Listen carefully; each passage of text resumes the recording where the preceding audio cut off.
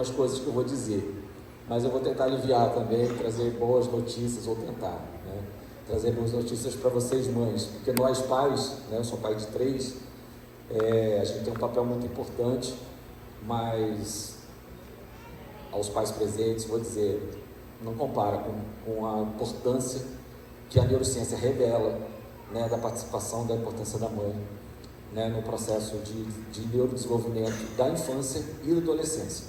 Então a ideia é essa, tá? Vou falar sobre neurodesenvolvimento da infância, depois neurodesenvolvimento da adolescência, vou tentar fazer uma mágica aqui, né, de isso caber em torno de 1 hora, né, e numa linguagem acessível para vocês, tá? Então, vamos lá.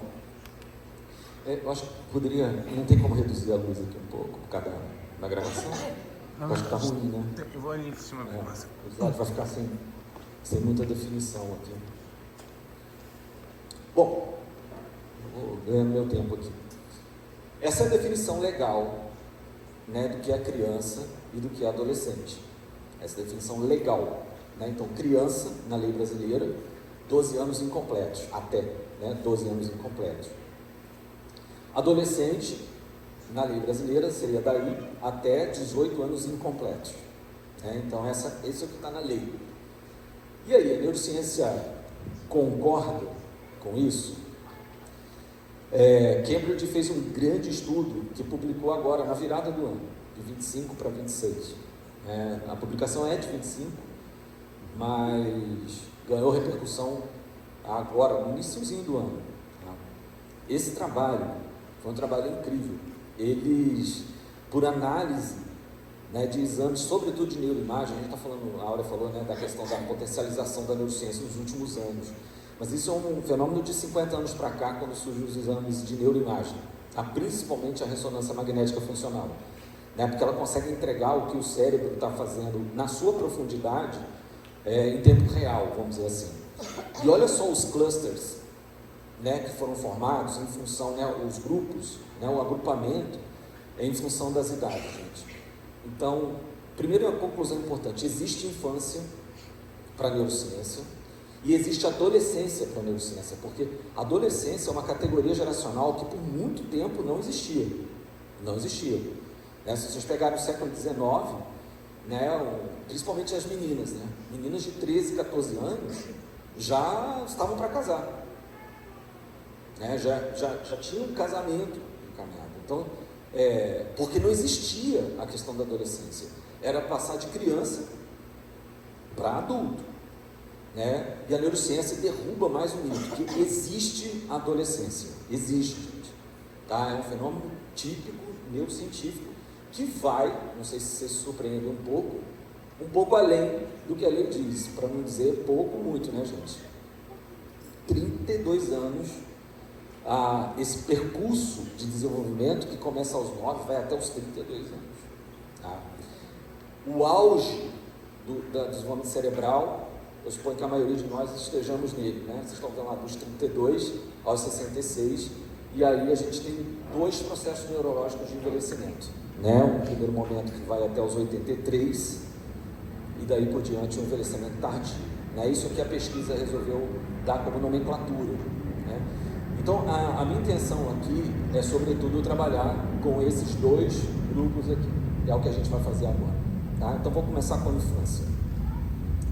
Eu vou chamar de neuroinfância porque eu vou dar sempre... gente, eu acho que é desnecessário, não sei, mas eu vou falar. Né? Todos os dados que eu vou trazer para vocês são dados validados por pesquisa.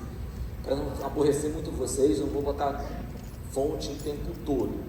Mas volta e meia vão aparecer as fontes.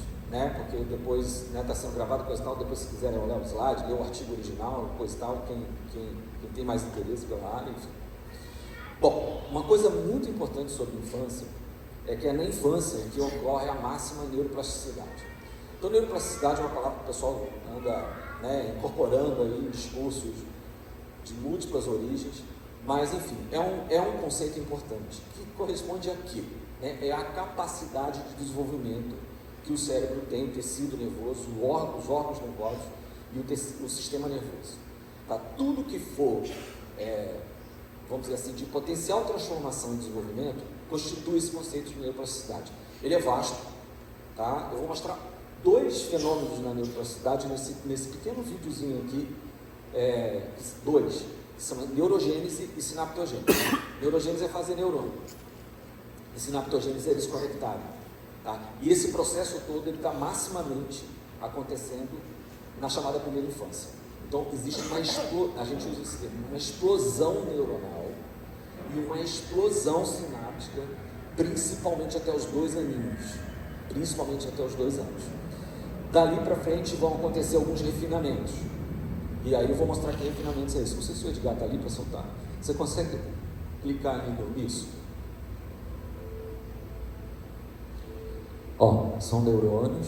Você vê que está acelerado, né, a gravação. Você vê a formação dos prolongamentos, né, chamados dendritos, axônios. Aqui células neuronais, os chamados neuroblastos, eles estão em processo de desenvolvimento. Você vê que tem um aumento desse processo de maturação e o processo de conexão acontecendo de maneira máxima durante esse período. Aí, pode voltar? Isso. Olha o que essa capacidade neuroplástica que tem no cérebro é incrível, tá? Esse é um caso real. Olha, é uma pena que essa luz está atrapalhando um pouco. Mas, gente, isso aqui, esse rapazinho, isso aqui, ó, é a tomografia dele, tá vendo? Tá vendo essa parte escura aqui, ó? É líquido, não é massa encefálica. Ou seja, a massa encefálica dele está aqui, ó, né? Numa situação normal ele tinha que estar completo aqui, ó. Então, ele nasceu com volta de 2% da massa encefálica. E olha só o que ele conseguiu desenvolver. Por quê? Porque foi uma coisa de nascimento, tá? Então, assim, durante os 2 primeiros anos, né, houve um processo de estimulação e ele foi responsivo a esse processo. Ele reagiu a isso positivamente e conseguiu desenvolver essas habilidades, tá? Isso seria impossível para qualquer um de nós aqui, se tivesse uma perda de massa encefálica. Por quê? Porque a neuroplasticidade nossa existe, tá, gente? Mas é um fenômeno muito limitado no nosso caso. Na infância, isso está acontecendo de maneira majoritária. Aqui, para representar, né, esse processo, tanto o aumento do número de neurônios, quanto a complexidade das sinapses. Mas, olha o que está acontecendo aqui, ó. A partir dos 2 anos, mas mais vigorosamente dos 4 até os 6 anos, vai acontecer um fenômeno de poda sináptica. Ou seja, primeiro os neurônios aumentaram, conectaram, e agora eles começam a reduzir essas conexões. E essa redução das conexões funciona na base do que a gente chama de uso e desuso. Vocês lembram das aulas de biologia, gente? Lembra de Lamarck, Darwin, essas coisas? Aí, uso e desuso existe de alguma certa maneira aqui, né? Então, assim, se a criança está usando certos circuitos, esses circuitos vão ficar. Se ela não está usando esses circuitos, eles não vão ficar. E esse processo de refinamento ele vai acontecer de novo na adolescência, tá? Mas acontece primeiro aqui. Por que eu estou com essa chatice, de repente, né, desses processos neurobiológicos, né? Para trazer para a realidade das coisas. Então, olha só. Bom, aqui só reforçando, né? Tem uma primeira poda dessa sinapse na infância, na primeira infância, por assim dizer, né? E aqui depois vai acontecer na adolescência também. Vai haver um novo processo desse. A diferença da adolescência é que esse processo é um pouquinho mais complexo, as experiências já são maiores, né? E outra coisa é que não tem uma explosão neuronal na adolescência. Porque a infância tem a explosão neuronal e depois a questão da poda. No adolescente é só um novo refinamento que acontece. Tá? Bom, nesse processo todo, né, de desenvolvimento, e isso está acontecendo aí por volta, né, até os 2 anos, esse processo, né? Ou seja, em idade, vamos dizer assim, pré-escolar, as crianças passam por aquilo que a gente chama de explosão lexical, ou seja, elas têm uma forte aquisição de palavras, o repertório de palavras dela aumenta muito rapidamente nesse período, tá? Que começa já com 1 aninho e meio, tá? E tem mais ou menos o auge, né, por volta dos 2 anos de idade. Gente, ela está uma esponjinha, vamos dizer assim, em termos de se apropriar dos termos que ela está ouvindo. e adquirindo isso. Mas olha só, é importante, ela tem que ouvir. Ela tem que ouvir essas palavras. Se ela não ouvir essas palavras, a explosão lexical dela vai ficar altamente comprometida. E adivinhem qual é a principal fonte que é engajadora de novas palavras para ela? As mães. A explosão lexical, ela depende desse contato aqui, tá vendo? De contação de história, né? De ter essa paciência, né, gente? Né? De conversar, ainda com a provável insegurança de que ela está entendendo o que você está falando, não importa, gente. Porque esse trabalho de 2005 mostra que a diversidade lexical materna, ela é fator preponderante para o crescimento do vocabulário da criança. Mães, vocês têm que falar, né? E não economizem nas palavras não, né? Usem palavras assim, palavras, gente, é a oralidade mesmo, tá? É aí que essa explosão lexical, ela é potencializada. E se isso não acontecer, gente, muita coisa vai repercutir para o resto da vida da criança, tá? Eu vou mostrar para vocês casos de descasos, né, por conta do contato com as crianças, o quanto que isso potencialmente é péssimo, né, para esse processo. Então essa é a primeira mensagem do dia, gente, tá? A conversa. E a conversa, eu lembro que eu falei que eu ia sobrecarregar um pouquinho mais, né, a maternidade aqui, assim, a neurociência já encontrou essa correlação, depois você vai tentar investigar um pouco mais o porquê, né, mas a correlação tá bem esclarecida. Bom, resumindo até aqui, né, uma alta falando da infância, né? Alta neuroplasticidade, a explosão neuronal e sináptica, os períodos sensíveis à aprendizagem, né? A alta capacidade de aquisição de linguagem. E aí entra um trabalho, eu também vou botar porque é muita coisa, né, gente? Mas aqui entendam aqui a importância do bilinguismo, do trilinguismo, porque a aquisição, o período é muito sensível à linguagem. Então as crianças estão efetivamente assim, aprendendo com uma facilidade que nunca mais vai ser vista. Isso não é, a gente tem muitos trabalhos de neurociência mostrando que, por exemplo, eu com 50 mais, né, que eu não tenha capacidade de aprender francês agora, italiano, coisa, não é isso, mas a gente sabe que é diferente, é muito diferente. Então realmente isso valida muito, né, vocês terem optado por uma escola bilíngue, e quanto mais cedo, melhor essa exposição, né? E as crianças desenvolvem a linguagem de maneira absurda, tá? Então assim, os fonemas para ela diferencia os fonemas de acordo com, né, com a língua que ela está optando naquele momento para praticar, vamos dizer, que é uma prática agora ainda, né? Mas é importantíssimo essa exposição, esse seria o melhor momento, né, para que essa exposição acontecesse, né?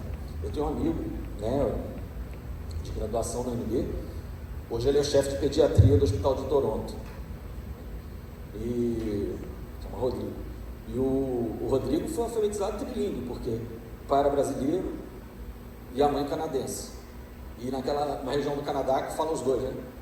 Fala francês e fala inglês. Então fizemos um combinado dentro de casa, que o pai só falava português com ele, a mãe falava francês até o almoço e só falava inglês depois do almoço. Ele é trilingue sem sotaque nenhum nas três línguas, né? E ele fez desde pequenininho. Os sistemas emocionais e motivacionais estão bem aguçados na infância, gente, né? Então eles são de uma emoção aguda, assim como se estimulam rapidamente e intensamente com recompensas. E requer o brincar, o afeto, a segurança, que é o restinho das coisas que eu quero falar para vocês de minha infância. O quanto esses três verbos aqui são importantíssimos para a criança. Gente, brincar, a gente já tem muitas confirmações neurocientíficas da importância de brincar. Gente, as crianças precisam brincar. Vou pegar uma frase, né, quem é da área de pedagogia sabe aqui, vou pegar uma frase do Vygotsky, né, que é um dos grandes pilares, vamos dizer assim, da pedagogia, né?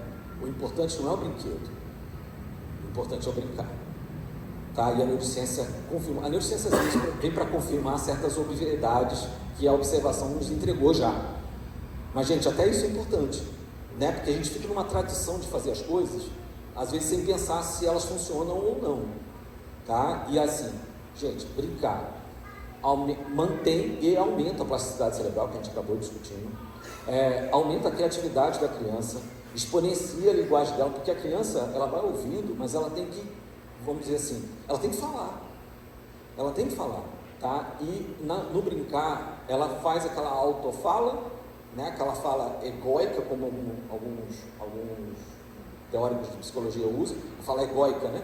Ela está contando a história para ela mesma, ela está conversando, a gente faz isso até hoje, né? Enfim, ajuda bastante, entendeu?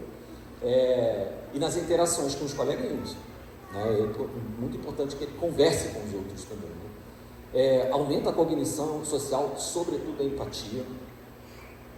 As funções executivas cerebrais melhoram. O que são as funções executivas? Melhora de trabalho, flexibilidade cognitiva e controle inibitório. E a coordenação motora também aumenta sensivelmente. Então as crianças precisam brincar, porque às vezes a gente pensa assim, puxa, eu estou pagando a escola caríssimo, né? E o meu menino está brincando lá, o que ele está brincando lá ele podia brincar no meu quintal, né? Não é a mesma coisa, tá? E o brincar é um fazer pedagógico, né? A gente precisa entender que o brincar é um fazer pedagógico. Uma coisa fundamental no neurodesenvolvimento da infância é afeto e segurança. Afeto e segurança vão ser fundamentos para um bom desenvolvimento. Vamos ver esse vídeo aqui e vocês vão entender um pouco, né, do que uma segurança emocional no ambiente é importante para a atenção e desenvolvimento da criança.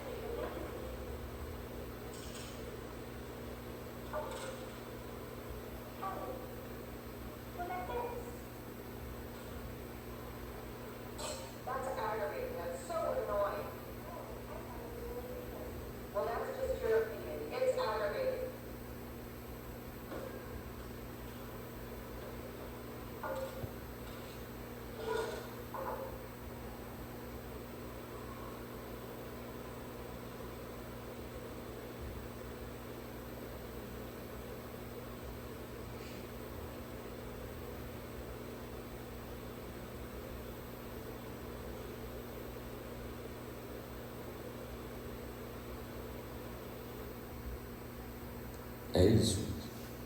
A criança deixa de explorar o ambiente porque ela percebeu um clima de insegurança com uma fala curta de uma pessoa.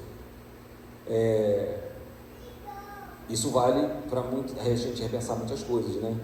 Então, aquela coisa de marido e mulher, quando brigar dentro com a porta fechada, por exemplo, né? Não expor a criança a essas situações de insegurança, não só, né, marido e mulher, né? Mas qualquer outro tipo de interação, é fundamental que a criança não seja exposta nessa situação, porque ela vai interpretar de uma maneira extremamente nociva para ela. Aí o papel dessa questão emocional, ela é muito discutida. Eu trouxe essa frase do Derraine. Derraine é um francês, ele é um dos grandes expoentes hoje no mundo de referência de aplicação de neurociência, especialmente para a aprendizagem, tá? Então eu botei aqui o título do livro dele, que é o que mais vende, está traduzido para o português desde 22. E aí, de novo, gente, se alguém tiver interesse, né, de ler um pouquinho mais, tem uma literatura segura, né, de informações consistentes e tal, O Derraine é uma referência, né? Esse é um caso que eu gosto muito de contar para mostrar o quanto a negligência, a falta do afeto, interfere de uma maneira central no desenvolvimento cognitivo das crianças. É uma história que aconteceu na Romênia. A Romênia passou, na década de 60 até o final da década de 80, por uma ditadura de uma pessoa só. E esse ditador, ele tinha uma ideia de, aquela velha história de sempre, né, gente, de uma grande Romênia, né, e ele estimulou uma política natalista, né, ou seja, ele incentivou muito os casais a terem filhos. E eles tiveram, só que à medida que a população foi crescendo, a economia foi decrescendo assustadoramente. Resultado, as famílias não tinham mais como sustentar os seus filhos. O que o governo fez? Criou orfanatos. Institucionalizou, vamos dizer assim, a criação dessas crianças. Então as famílias iam para lá e deixavam as crianças lá. E isso resultou em 170 mil crianças nesse período, em 700 instituições governamentais. Aí, gente, é o seguinte, olha as instruções para os cuidadores desses orfanatos. Um cuidador, eu botei cuidador entre aspas, provocativamente, né? Porque se isso é cuidado, então, enfim, né?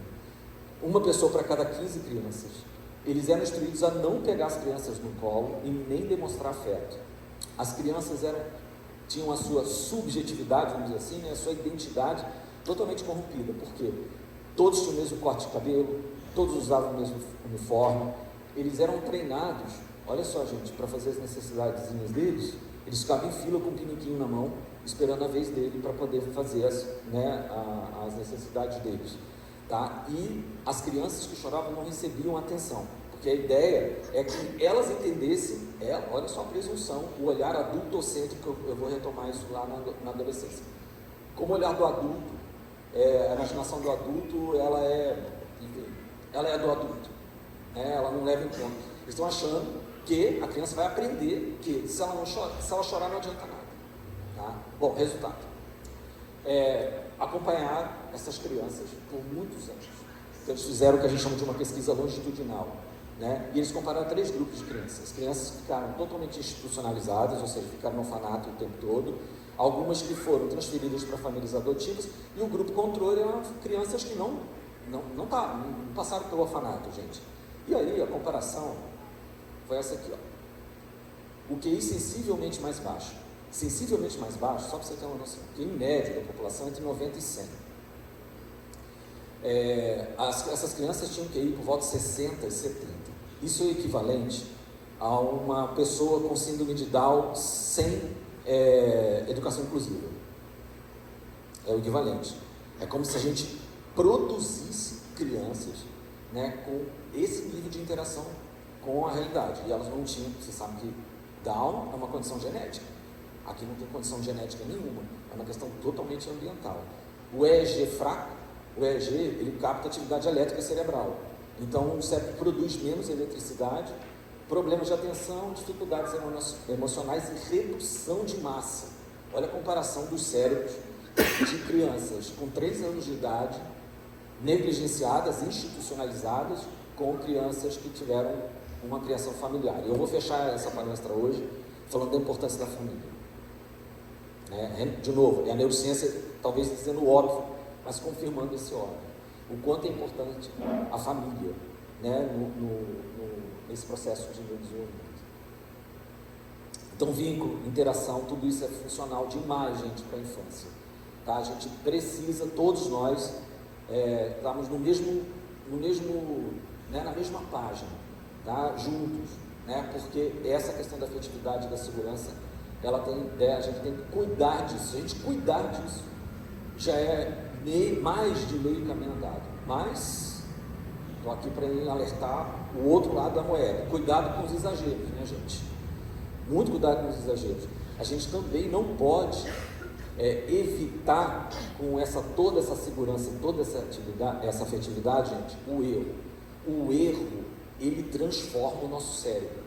E também tem muitos trabalhos mostrando assim, o nosso cérebro desenvolve pelo erro e não pelo acerto.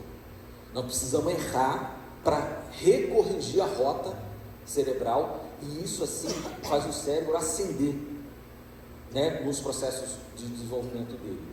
Então existe o que eu venho chamando assim de pedagogia da falha. A falha é muito importante, muito importante.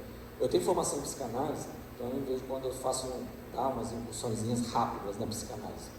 Na psicanálise tem um autor que não é só valorizado na psicanálise, mas em outros saberes também, que é o Winnicott.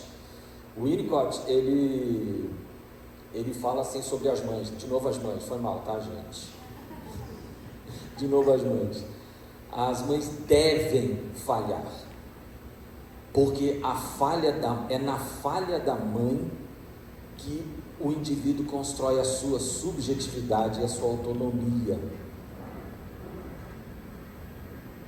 É uma frase poderosíssima. E assim, e nem preciso dizer que as mães falham, porque todos nós falhamos, né, gente? A gente está em processo decisório o tempo todo, né? E vamos incluir os pais também. Então esse processo é um processo de utuno, né? Da gente falhar em função de uma tomada de decisão, seja ela qual for, simples até decisões mais complexas. Mas é exatamente aí que o Winnicott, na minha opinião também maravilhosamente bem dito, ele criou o conceito de mãe suficientemente boa. É isso que é possível, uma mãe suficientemente boa, tá? Aí, não sei se isso piora ou melhora, mas assim, vocês, cara, né, é assim, né? Tem uma fase aqui, já vou parar com as referências psicanalíticas, tá, gente? Mas o Freud tem uma história que conta que uma mãe perguntou para ele: doutor, o que eu faço para ser uma mãe maravilhosa, uma mãe perfeita? Aí o Freud não descobriu, respondeu para ela assim: qualquer coisa, tudo vai dar errado, não vai dar certo, né? E aí o Winnicott mais fofinho, ele fala assim dessa coisa da necessidade da falha para esse processo. Isso vale para o processo pedagógico também, a gente sabe, né? A gente que está trabalhando com pedagogia, assim, o erro, ele é um processo construtivo, tá? E a gente tem que deixar nossas crianças falharem, gente, tá? E a gente tem que estar lá para apoiar, tá? Mas elas têm que falhar, tá? Todos nós falhamos, e é ali que a gente aprende. É aquilo que eu estou falando, né? Essa proteção excessiva, né, de impedir esse fracasso a qualquer custo, e isso ser, né, a régua para você dizer assim: eu sou uma boa mãe, eu sou um bom pai, meu filho não fracassa. Não é isso, gente. A resposta me parece que não é essa, me parece, tá? Não sei se eu vou convencer todo mundo, mas beleza.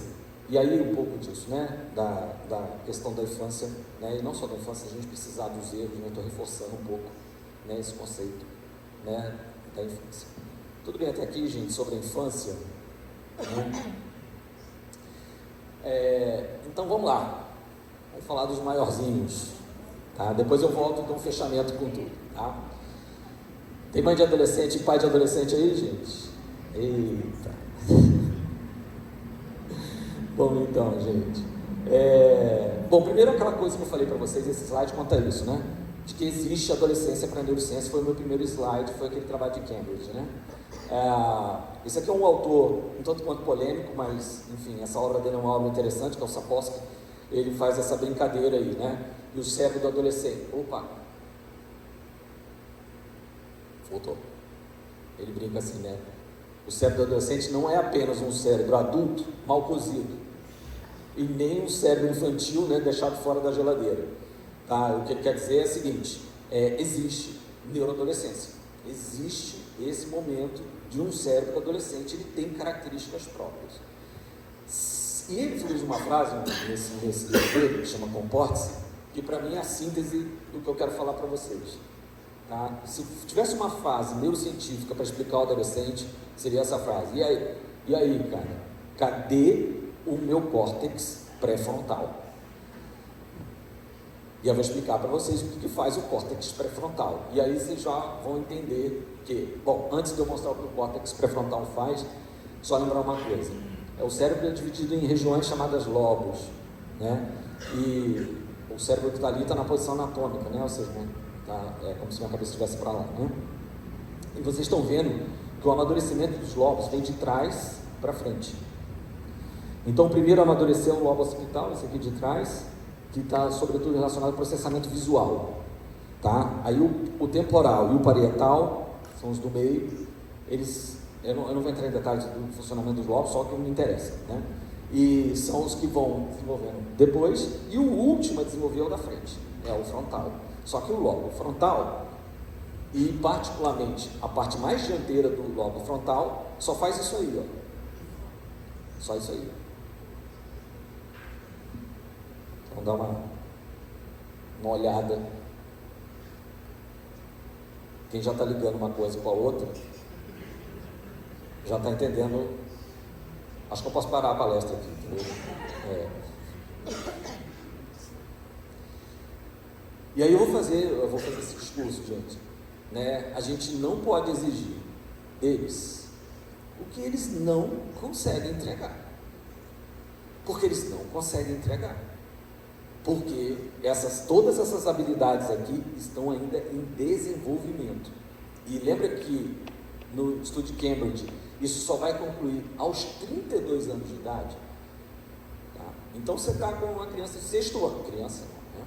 Adolescente, neurocientificamente falando, você está com um filho no 6º ano, né? Aí você tem uma expectativa adulta de que ele vai, para pegar um exemplo concreto, né? Sei lá, arrumar o quarto, né? Você chega lá, pô, o quarto está uma zona, pô, arruma esse troço aí, não é possível, eu falei 5 vezes para vocês, chega no outro dia, o quarto está uma zona de novo, né? Você tem que falar de novo, gente? Tem que falar de novo, entendeu? Porque ele não está conseguindo processar, aqui ó, ele não consegue fazer a regulação emocional, ele não consegue fazer planejamento de longo prazo, não com eficiência, né? Enfim, as meninas são um pouquinho mais antecipadas do que os rapazes, tá? Nós homens ainda temos um delayzinho assim no início, depois a gente se encontra lá na frente, tá? Depois isso fecha, essa conta fecha de uma forma parecida lá na frente. Mas enfim, gente, e o córtex pré-frontal, eu também resumiria nessa frase, entendeu? O córtex pré-frontal é como se fosse uma vozinha na cabeça da gente, dizendo assim, ó, eu não faria isso se eu fosse você. Essa vozinha não está bem acionada, ou ela não está acontecendo, ou eu diria assim, ela é um murmúrio, ela está murmurando ali, é isso que está acontecendo, porque essa dinâmica ainda está no processo de construção, tá? Diante dessas questões, algumas outras vão se decorrer delas, né? Então a capacidade de análise de risco, né, deles é diminuída, tá? Isso aqui é um experimento clássico, todo mundo cita, estou citando também, né? Olha lá o que acontece. Quando eles estão em grupo, então, a análise de risco diminui ainda mais. Então, aqui é um exemplo, né? Um experimento que adultos estavam jogando videogame. E aí, mudança de fase lá, né? Para mudar de fase tem que arriscar um pouco, não sei o que, para beleza, né? E aí eles mediram que adultos jogando sozinho e adultos na mesma sala, né? Jogando com outros adultos, a análise de risco no jogo é idêntica, praticamente. Idêntica. Olha lá o adolescente, gente. Entre o adolescente jogar sozinho e jogar com outros, os riscos que o adolescente no grupo assumiu foram 3 vezes maior do que se ele estivesse jogando sozinho. Calma, não tirem conclusões precipitadas, né? Vou abortar todas as amizades do meu filho, entendeu? Vou mandar ele isolado nessa fase, entendeu? Até ele dar conta do pré-frontal dele ficar bom e ele mudar desse caminho, não vai dar certo. Eu vou mostrar lá na frente. Não vai dar certo esse apartar, né? É um cérebro, gente, que processa emoções de maneira muito intensa. É um cérebro muito sensível à recompensa. É um cérebro que tem uma necessidade de conexão social muito grande e tem uma necessidade de validação social muito grande. Gente, todos nós precisamos disso, né? O cérebro como um todo, o nosso cérebro busca 3 coisas.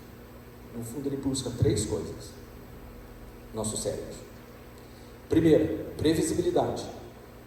O cérebro da gente atua para encontrar previsibilidade. Segundo, pertencimento. A gente quer se sentir pertencido. Terceiro, é reconhecimento. Todo mundo está atrás dessas três coisas, cara. Isso é inevitavelmente humano, por assim dizer, tá? O nosso cérebro, ele entra numa sintonia, numa harmonia, quando essas três variáveis, elas estão bem, vamos dizer assim, ajustadas.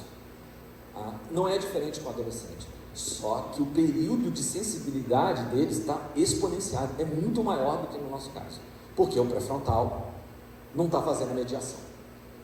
Tá? Esse pré-frontal que não está desenvolvido, ele não consegue mediar essas questões. Né?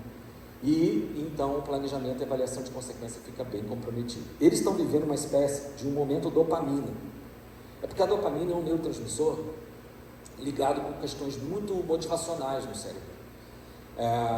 Então, tudo que se refere a dopamina ficou muito conhecida como neurotransmissor do prazer.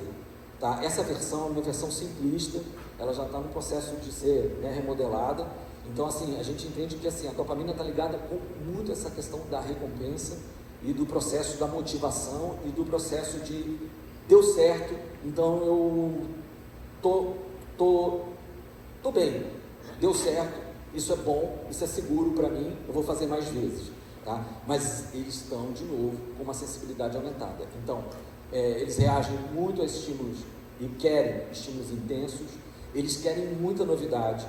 Por quê? Eles estão num processo de construção, né, de identidade deles. E eles querem testar. Tá? Eles estão muito abertos à novidade. Muito abertos à novidade, gente. Então, quando eles estão em grupo, principalmente, se alguém chega com alguma novidade, infelizmente essas novidades, né, em alguns grupos, não são nada boas, né, acho que vocês entendem, né, algumas ofertas, por exemplo, assim, que um grupo pode trazer, enfim, mas eles, aí na questão, essas novidades, né, vamos dizer assim, atraem ele de uma maneira muito maior do que seria, né, no caso adulto. Tá? E aquela questão da validação social. A validação social é uma preocupação hoje, por isso que eu vou me estender um pouquinho mais aqui nessa questão da validação. Por quê, gente? Exclusão é uma questão tão séria, fisiologicamente falando, que literalmente a exclusão dói. Isso é um trabalho que foi feito, né, tem uma publicação relativamente recente, que associou que a sensação da exclusão, ela acontece numa região que é de processamento de dor física. Ou seja, literalmente, quando o adolescente se está sentindo excluído, isso está doendo fisicamente neles. Por isso que a gente, no processo de exclusão, é um processo de construção mental dele, né, gente? É um processo de construção. Ele está numa autoleitura de que ele está sendo excluído por algum motivo.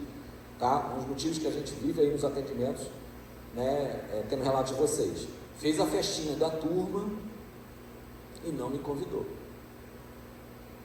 Muitos reagem de uma forma, muitos vão reagir de outra forma. E isso pode literalmente doer. Tá? Depois eu vou dar uma saída, né, para a gente tentar chegar em algum lugar, né, em função disso. E paralelo a isso, dessa questão toda, gente, a gente ainda tem um outro processo também nos adolescentes, nessa questão das novidades, né, de coisa e tal, é porque a gente está vivendo um momento de intensa estimulação, e essa intensa estimulação reduz a nossa atenção e a deles também. Né? E aí, gente, a gente tem uma espécie de uma crise atencional, por assim dizer. Né? Isso está acontecendo com todos nós. Todos, absolutamente todos. Né? Tem uma neurocientista brasileira muito prestigiada lá fora, chama-se Suzana Herculano Rosel. Né? Ela tem vários livros de divulgação científica, enfim. Essa semana ela é colunista do Estadão, da Folha, e eu li um multi-escrito dela, que ela está falando assim, eu tenho recebido muitas mensagens das pessoas adultas, né? Dizendo que assim, minha memória está ruim. Minha memória está ruim, né? Nunca teve tão ruim quanto hoje, coisa e tal, e enfim, gente. Deixa eu falar uma coisa para vocês, a memória não mudou, nossa capacidade memorial é a mesma, gente, não estamos falando de que essa era digital, todos nós que estamos aqui, a gente transitou, menos a Ana já é da era digital completa, né, menina? Mas nós todos aqui transitamos de uma era para outra, nossa memória não piorou, gente, o que piorou é o seguinte, você não consegue dar mais atenção sustentada. E aí você quer dar atenção a tudo. E aí você não forma memória. Você não faz transferência de memória. E aí você fica com a impressão de que você não está guardando nada, né? E aí por isso foi, né, no caso dos adolescentes, né, foi muito importante a lei que fez uma restrição, vamos dizer assim, do uso do celular na sala de aula, porque, só para fechar essa questão aqui, né, gente, não tem como a gente aprender sem ter atenção. A atenção é a base da aprendizagem, é lógico, né? Se eu decidir que eu estou prestando atenção em alguma coisa, eu tenho chance de aprender. Se eu decidir que eu não vou dar atenção a isso, eu não vou aprender, né? Então é uma outra questão que está também aumentada nisso, né? Para tentar resolver um pouco, né, dessas questões atencionais e tudo mais, o que eu queria trazer de uma possibilidade para vocês é uma coisa que a gente nunca esperaria que a gente precisasse falar, tá? Mas é essencialmente estimular a vida offline. Você vê a que ponto que as coisas chegaram, né? Porque a gente precisou botar a vida offline, né? Antes era estimular, né, a convivência, a vida com as outras pessoas. Agora a gente tem que dar meio que um sobrenome, porque do jeito que está, né, gente? Não existe futuro offline, por assim dizer, tá? E aí vai ser o elemento de resistência humana. Então, eu fiz esses comparativos aqui para vocês pensarem aí, né? A gente está em época de Copa, se bem que não está valendo nada essa Copa, né? Enfim. Mas assim, tudo bem assistir o jogo do Brasil, coisa e tal, tá? Mas assim, traz outra experiência, chama o seu filho para jogar bola, pô. A experiência para o cérebro é totalmente diferente, absolutamente diferente. Então, assim, faço essa pequena apologia, né, para a adolescência, para que a gente possa promover uma vida offline, né, que a gente né, quando a gente acertar os nossos planejamentos, né, nossa programação com os nossos filhos, que seja feito dessa forma, né, para estimular esse tipo de questão. Outra coisa que eu queria chamar a atenção sobre os adolescentes é sobre a melatonina. Você já ouviu falar em melatonina, gente? É um hormônio natural, todo mundo faz, tá? É o hormônio do sono, né? Ele é indutor do sono, tá? Nós adultos, a gente começa a produzir esse hormônio mais ou menos umas 9 horas da noite. Ela vai subindo e a partir dali, né, nossa sonolência vai progredindo, tá? E os adolescentes, funcionam do mesmo jeito, gente? É claro que não, tá? Gente, eles têm um atraso que pode chegar a 3 horas. 3 horas de atraso, essa impressão. Isso significa que, enquanto o nosso começa a subir 9 horas da noite, em muitos deles começa a subir meia-noite. Meia-noite. Vai impactar no dia seguinte, gente? Totalmente. Totalmente. E aí, assim, um momento, eu suponho, né, que seja um momento difícil para vocês, é acordar o povo para vir para a escola, porque a escola começa cedo, né? A gente começa às 8 aqui, a gente já criou, né, ganhamos aí um tempinho, né, porque a maioria das escolas começam antes das 8 horas da manhã, tá? Agora, deixa eu fazer uma proposta para vocês, né? Se a escola começasse 10 horas da manhã e terminasse às 6 da tarde, vocês acham que a comunidade ia entender bem essa proposta? A comunidade como um todo? Na escola do meu filho, a aula começa às 7 da manhã, como se fosse um evento de produtividade, né, gente? Né? Como se fosse, né, uma coisa, nossa, os meninos acordam cedo, 7 horas da manhã já estão estudando. Sim, isso é um desastre do ponto de vista neurocientífico, tá? Então, assim, a gente poderia e deveria, né, começar as aulas bem mais tarde, tá? Isso muita gente já fala há muito tempo, porque o auge, né, da atividade adolescente é vespertina. E eles são vespertinos. E as crianças, gente? Qual é o auge da atividade das crianças? É o matutino. É o matutino. Né? O vespertino para as crianças já é... A criança tem uma questão que ela tem um sono polifásico, né? Tem um sono monofásico, ou seja, a gente tem um dormir por dia, vamos dizer assim, né? Mas a criança é natural que ela tenha um sono polifásico, né? E assim, a tarde é um período, né, importante. E eles são matutinos, nós adultos somos intermediários, a gente acaba rendendo bem nos 2 tempos, né? E a maioria, né? Quando não, né? Mas quando formos idosos, gente, aí vamos voltar para a matutinidade, tá? A gente vai ter a atividade maior pela manhã, né? E o sono é muito protetivo, é muito importante, e a garantia do sono deveria ser uma garantia que deveríamos nos dar como adultos, mas em qualquer faixa etária porque é durante o sono, né, que aumenta o aprendizado, permite eliminar a neurotoxina. A gente faz muita substância tóxica durante o dia, e quando chega à noite, é a chance que a gente tem de eliminar essas neurotoxinas. Saiu também um trabalho recente mostrando a importância do sono como proteção para Alzheimer, por exemplo. Tá? Pessoas que dormem menos, né, com relação estatística, elas têm uma dificuldade maior dessas eliminações e, consequentemente, tá, têm dificuldades tóxicas, de eliminação tóxica no cérebro. Isso pode aumentar as doenças do tipo das demências neurológicas.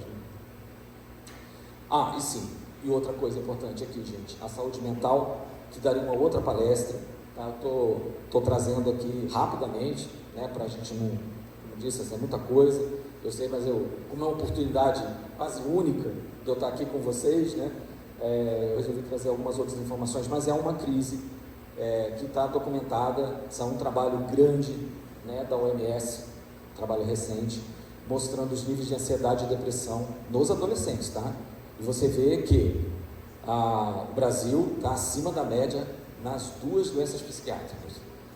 Tá? E mais, tá, gente? As meninas são sensivelmente mais atingidas do que os rapazes. A diferença é de quase 5 pontos percentuais em alguns casos, né? Entre a incidência de depressão e ansiedade nas meninas em relação aos rapazes.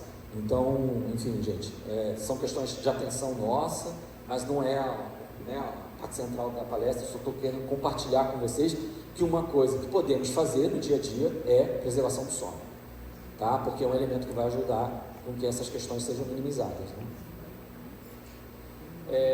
Aqui eu botei, gente, é aquela questão, né, do que a gente não deve esperar dos adolescentes, né? Se a gente acostumar com isso, né? Então eles não têm um autocontrole consistente, as decisões sempre racionais. Na verdade, aqui eu botei isso aqui, eu até me arrependi depois. A gente não tem decisões só racionais, tá? Isso dá uma outra palestra bem legal para mostrar que essa dicotomia entre razão e emoção, ela não existe, tá? A neurociência também acabou com isso, tá? A gente tem muita evidência de que nenhuma decisão nossa é racional, nem absolutamente nenhuma, porque quando eminentemente a gente tem uma decisão racional, a gente não toma decisão. A gente não toma decisão, a gente fica paralisado em tomar decisão, porque a gente só toma decisões quando a gente agrega valor. A gente só toma decisão que agrega valor. Você vai comprar uma camisa para você, aí tem lá 5 cores de camisa, você vai sair com uma camisa. Qual o motivo da sua decisão? São camisas, né? O que vai te levar a sair com uma das cores? Você não consegue nem dizer por quê, mas é um valor que você está agregado lá. Então essas decisões racionais, elas simplesmente não acontecem meramente, né? Mas é o que eu quis dizer aqui, que é um pouco pior, porque a instabilidade emocional, ela prejudica, né, nesse processo de tomada de decisão, tá? Então é isso, gente, não é que ele não quer, né, o adolescente, mas é que ele não consegue. Então eu acho que isso é importante para a gente ter, né, como adultos, entender esse cenário e tentar trabalhar isso um pouco na nossa cabeça quando a gente está em processo de mediação, né, desse processo. Bom, aqui de novo, estou terminando, tá, gente? Aqui de novo vou reforçar aquela história de que, assim, do papel né, dos pais, né, gente, que não é esse aqui, ó, né? Não é esse, tá? Não é controlar cada passo da criança, tá? Não se trata de eliminar todos os riscos. Você vê que está sempre uma palavra totalizante nas frases, né? Então você tem que ter uma margem, e é nessa margem que eles vão se constituir em termos identitários de autonomia, gente. Afinal de contas, tá, começa meio bravo para eu falar agora com vocês, mas enfim, a gente não vai estar aqui para sempre, né? E quando a gente não tiver, como vai ficar esse filho, essa filha nesse mundo? E se você, estão entendendo o que eu estou falando, né, gente? E se você, assim, super protegeu, né, sempre foi você que resolveu, e quando você não tiver, por um motivo ou por outro, não estou falando nem exatamente da morte, né, gente, mas de outras circunstâncias, e aí, como é que faz? Então, assim, quem, né, pensa numa perspectiva de alta segurança, segurança máxima, vai perder, né, um pouco do que a gente pode realmente fazer, né, gente? Que é os limites. Os limites são combinados, a gente precisa ter esses combinados, tá? O projetor está Alguém mexeu na cortina e o projetor parece que deslocou um pouco, está cortando lá. As referências, né, gente, a gente é referência demais. E na adolescência, aí a sobrecarga não é só na mãe, não, tá? Os pais também são uma referência enorme para os adolescentes, né? E os valores, né, gente? Então, por exemplo, vocês estão unidos aqui, eu suponho, sobretudo pelos valores cristãos. Então, isso está sendo passado tanto quanto escola, quanto na vivência de vocês, né? Então, eles estão percebendo isso. Isso é automático. Esses processos eles vão ingressando, entronizando nisso, né? A segurança emocional que eu tinha comentado no início, né? A orientação, né? Um apoio, no sentido de apoio na reflexão deles, né? E as consequências consistentes, tá? Não estamos falando assim, né, gente? Tem que sempre cuidar de inverter a vara. Não está falando de autonomia completa, tá? Nós estamos falando assim de um diálogo, né? De uma presença. E a presença é muito importante. Olha esse trabalho é fresquinho, tá? Ele foi publicado em janeiro desse ano. Olha que interessante o poder da família. Eles investigaram mais de 7 mil jovens dos Estados Unidos. A pesquisa começou, quando eles começaram a pesquisa, eles tinham entre 12 e 18 anos, e eles foram pesquisados até os 37 anos de idade. E o que eles pesquisaram? Né? Atividades semanais com amigos, se eles tinham 2 ou mais amigos, se eles tinham auto-apoio social percebido, se ele nunca se sentiu isolado, se ele estava muito próximo de um responsável dele, e a satisfação do relacionamento conjugal. Qual é a ideia das coresinhas aqui, gente?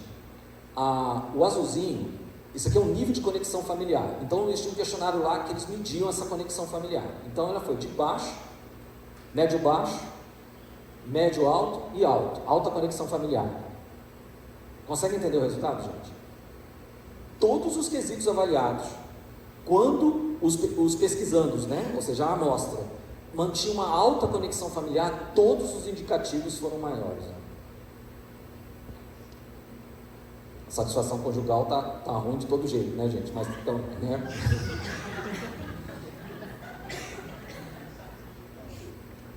Né, Pedro? Tá ruim, né?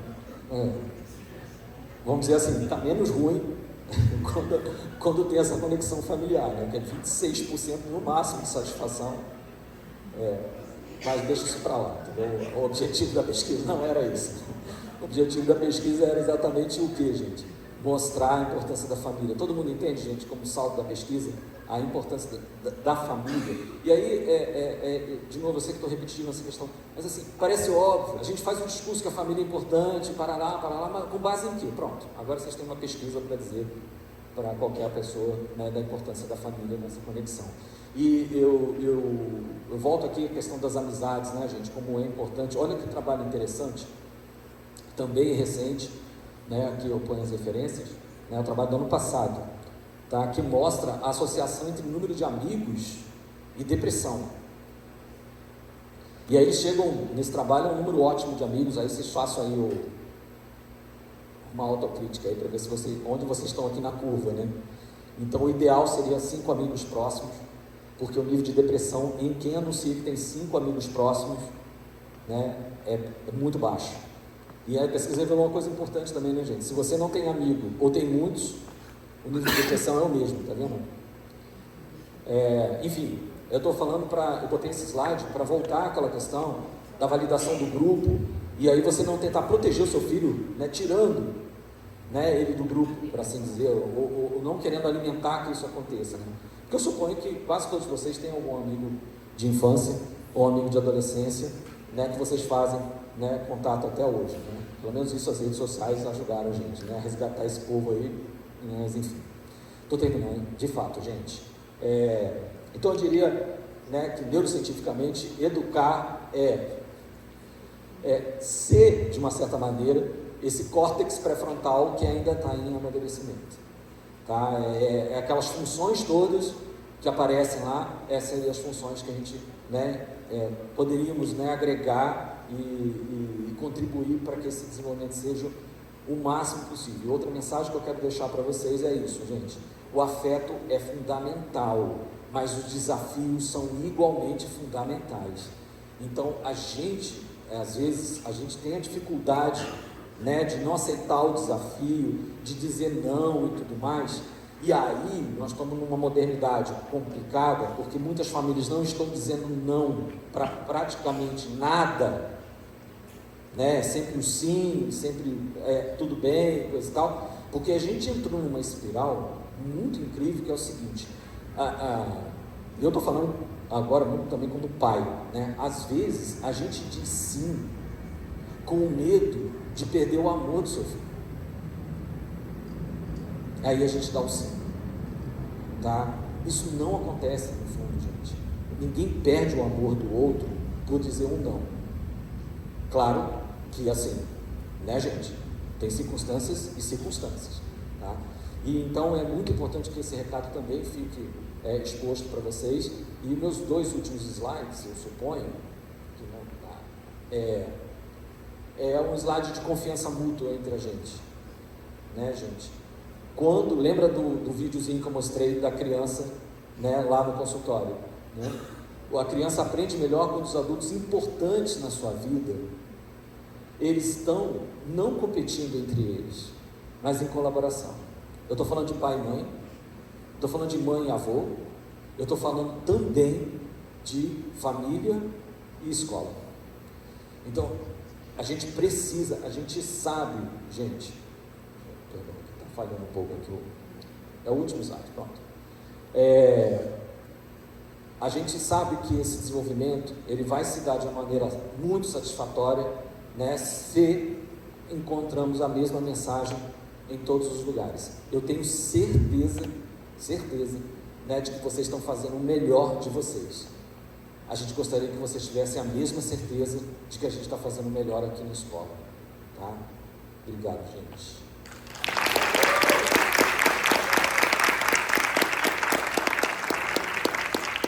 Foi mal que foi um pouco mais longo do que eu queria imaginar. Ele passou 6 minutos.